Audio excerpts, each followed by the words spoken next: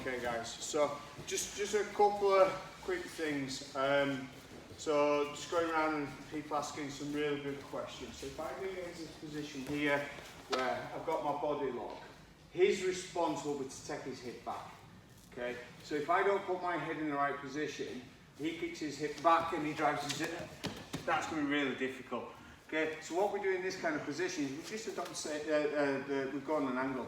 So if he kicks his hip back, he's fighting off. If I keep my body lock, but it's that's going to help. If for any reason he starts going over to my head, like to headlock me, I'm just going to go out and take the back. Okay, and it's the body lock that gives us all that good stuff. And you will get a few people try to wrap around and grab your head.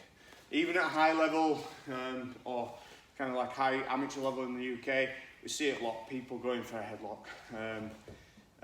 Joe, who before she moved to America, her last fight with her opponent used the headlock all the time.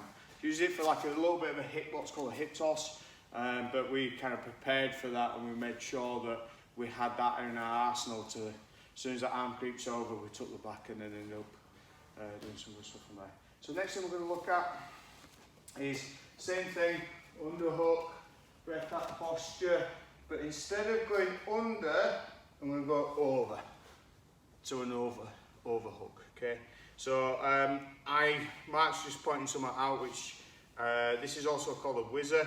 I never call it a whizzer from stood up, and I didn't realise that until Mark asked me that question. Yeah, I call this just an overhook. Okay, so an overhook goes over the arm, underhook goes under the arm.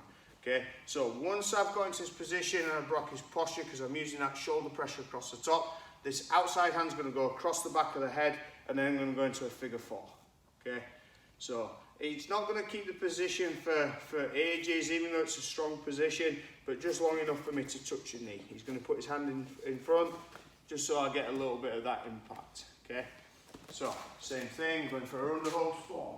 Yeah, I'm going to break his structure by using that little bit of a pull, but instead of going under, because Jason's maybe made it harder to get my underhook, I'm going to go to the side, drop my shoulder, and then just have that hand in a figure four position.